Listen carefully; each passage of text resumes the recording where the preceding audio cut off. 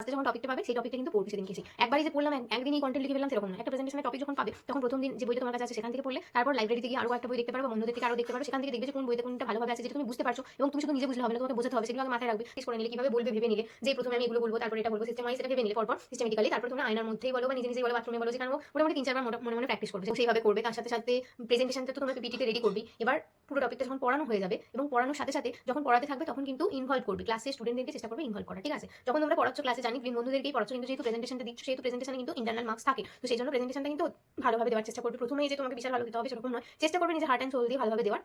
Everyone, welcome back to my channel Nandita Mukherjee. আজকের ভিডিওর title আর thumbnail দেখে তোমরা বুঝতে পেরে গেছো আজকে আমি কী নিয়ে তোমাদের সাথে আলোচনা করতে চলেছি। শব্দটাই একটা কেমন একটা ভয়ের ব্যাপার না? কিছু কিছু ওয়ার্ড আছে যেগুলো তোমরা খুব ভয় পাই দেখবে, সেরকমই একটা প্রেজেন্টেশন।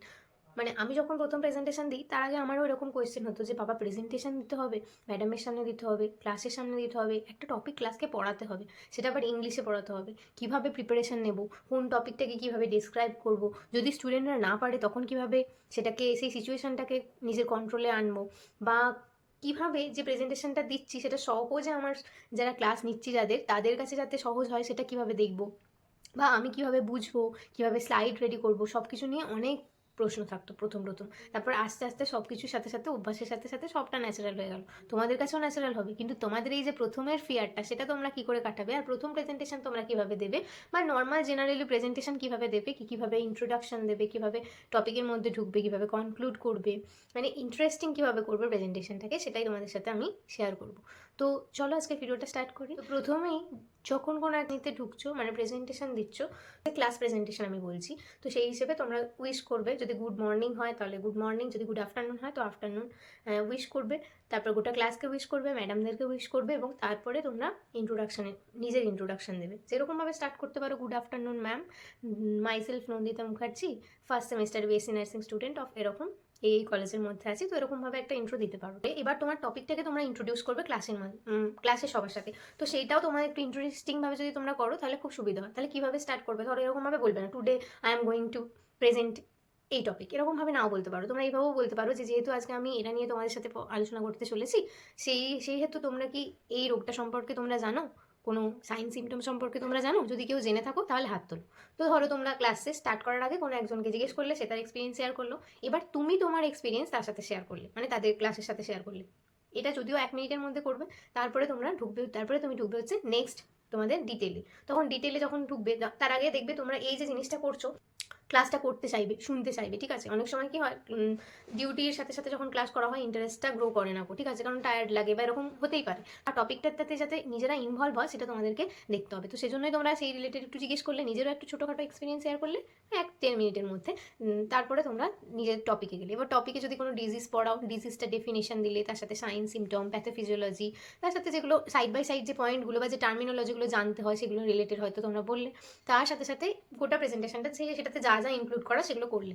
এবার তার সাথে এভিয়েটস থাকবে, চেষ্টা করবে যে হাতে কোনো এভিয়েটস বানিয়ে পোস্টারের সাথে, তার সাথে সাথে যে জিনিসগুলো বোঝানোর আছে সেগুলো বোর্ড ওয়ার্ক করে বুঝিয়ে দিতে, বা সাইন সিমটমগুলো চেষ্টা করবে পোস্টারের মধ্যে ড্র করে সেইভাবে করবে। তার সাথে সাথে প্রেজেন্টেশনটা তো তোমরা পিপিটিতে রেডি করবেই। এবার পুরো টপিকটা যখন পড়ানো হয়ে যাবে এবং পড়ানোর সাথে সাথে যখন পড়াতে থাকবে তখন কিন্তু ইনভলভ করবে, ক্লাসে স্টুডেন্টদেরকে চেষ্টা করবে ইনভলভ করা, ঠিক আছে?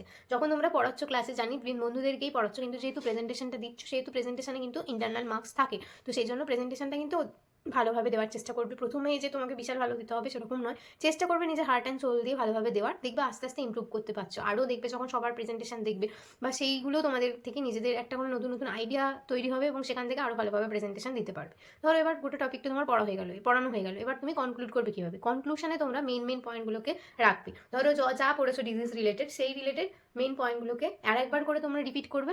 রিপিট করার পর ক্লাসকে তোমরা কোয়েশ্চেন করতে পারো যে বলো এগুলো পড়েছি বা এই ডিজিজ পড়েছি, এই সাইন সিমটম একজনকে পড়লে। তাহলে কি হলো, তুমি যে কোয়েশ্চেনটা করলে তার মধ্যে দিয়ে তোমরা রিভিউ পেয়ে গেলে যে কীরকমভাবে পড়াতে পেরেছো বা কতটা স্টুডেন্টরা শুনেছে, ঠিক আছে?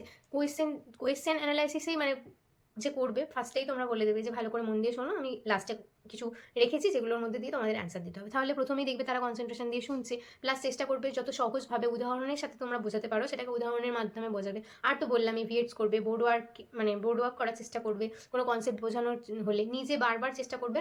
একটা ফিয়ার হয় কি কীভাবে আমি বলবো, সেই ফিয়ারটাকে যখন কীভাবে দূর করবে বলো তো, আয়নার আগে তো নিজে টপিকটা পড়ে নিলে, প্র্যাকটিস করে নিলে, কীভাবে বলবে ভেবে নিলে, যে প্রথমে আমি এগুলো বলবো তারপরে এটা বলবো, সিস্টেম ওয়াইজ এটা ভেবে নিলে পরপর সিস্টেমেটিক্যালি, তারপরে তোমরা আয়নার মধ্যেই বলো বা নিজে নিজেই বলো, বাথরুমে বলো, যেখানে হোক মোটামুটি 3-4 বার মনে মনে প্র্যাকটিস করবে সেটাকে। এবার দেখবে প্র্যাকটিস করার সময় যে যে জিনিসগুলো সিচুয়েশনগুলো ফেস করছো, তখন তোমরা সেইটা যদি বারবার প্র্যাকটিস করতে থাকো, দেখবে আস্তে আস্তে সেই ভয়টা ফিয়ারটা কেটে যাবে, তারপরে তোমরা ভালোভাবে প্রেজেন্টেশন দিতে পারছো। কনক্লুড যখন করবে তখন ইম্পর্টেন্ট পয়েন্টগুলোকে আরেকবার রিপিট করে নেবে, দিয়ে কনক্লুশন করবে, তার সাথে সাথে কোয়েশ্চেন করবে লাস্টে ইভ্যালুয়েশনের জন্য।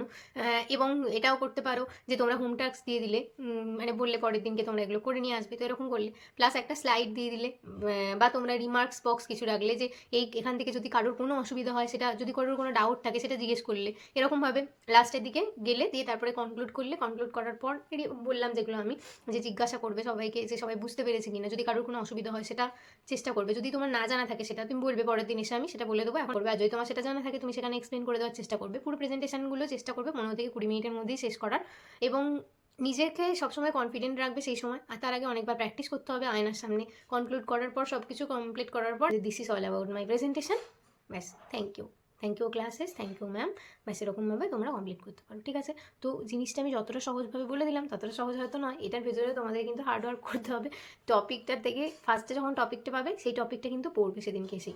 একবারই যে পড়লাম একদিনেই কন্টেন্ট লিখে ফেললাম সেরকম নয়। একটা প্রেজেন্টেশনের টপিক যখন পাবে তখন প্রথম দিন যে বইটা তোমার কাছে আছে সেখান থেকে পড়লে, তারপর লাইব্রেরিতে গিয়ে আরও কয়েকটা বই দেখতে পারো, বা বন্ধুদের থেকে আরও দেখতে পারো, সেখান থেকে দেখবে যে কোন বইতে কোনটা ভালোভাবে আছে, যেটা তুমি বুঝতে পারছো। এবং তুমি শুধু নিজে বুঝলে হবে না, তোমাকে বোঝাতে হবে, সেগুলো আগে মাথায় রাখবে। তার সাথে সাথে লিখে সাবমিট করলে ম্যাম কিছু চেক করে দেবেন, চেক করে দেওয়ার পরে তারপরে তুমি নিজেকে ভাববে কীভাবে তুমি ইন্ট্রোডিউস করবে, কীভাবে কোন এক্সাম্পলটা দিয়ে বোঝালে ভালোভাবে তারা বুঝতে পারবে, বা তুমি কীভাবে রিলেট করেছো সেই টপিকটার সাথে, তুমি সেভাবে রিলেট করানোর চেষ্টা করবে। টপিকের শেষে কীভাবে কনক্লুড করবে বলে দিলাম।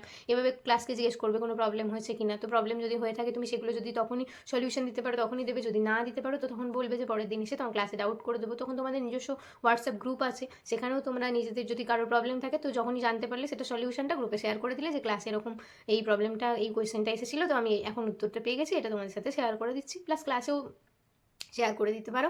যেভাবেই হোক এভাবে তোমাদেরকে করতে হবে, এবং শেষে থ্যাংক ইউ বলতে হবে ক্লাসকে, ম্যামকে, এবং এভাবেই কমপ্লিট করতে হবে, ঠিক আছে? আর বারবার করে আয়নায় প্র্যাকটিস করবে, দরকার হলে লিখবে, বোর্ড ওয়ার্ক যেগুলো করবে সেগুলোকেও লিখবে, চার্ট পোস্টার যেগুলো বানাবে সেগুলোও ভালোভাবে করবে। বারবার করে যত প্র্যাকটিস করবে তত দেখবে আরও ভালো হচ্ছে। আর প্রথম তো ভয় হবে, আস্তে আস্তে অভ্যাস হয়ে যাবে। আশা করছি এই ভিডিওটার মাধ্যমে আমি একটু হলেও হেল্প করতে পেরেছি। আর যদি হেল্প করে থাকি আর হেল্প হয়ে থাকে তো অবশ্যই তোমরা কিন্তু কোন কলেজ থেকে দেখছো বা কোথা থেকে দেখছো অবশ্যই লিখে যেতে ভুলো না। ভিডিওটার মাধ্যমে যদি কোনো জায়গা অসুবিধা হয় তো অবশ্যই আমাকে বলো, চেষ্টা করবো আমি সেই ডাউটটা ক্লিয়ার করে দেওয়ার। দেখা হবে খুব তাড়াতাড়ি নতুন একটা ভিডিওতে। খুব ভালোভাবে প্রেজেন্টেশন দাও, অল দ্য বেস্ট সবাইকে। সবার প্রেজেন্টেশন খুব ভালো হবে, আর অনেক ভালোভাবে প্র্যাকটিস করো আয়নার মধ্যে, যেভাবে বলেছিলাম নিজেদেরকে টিচার ভাবো, আর ক্লাস কনফিডেন্ট রাখো, আর খুব ভালোভাবে প্র্যাকটিস করো, স্লাইড তৈরি করো, ইন্টারেস্টিং করার চেষ্টা করো, ডেফিনেটলি পারবে।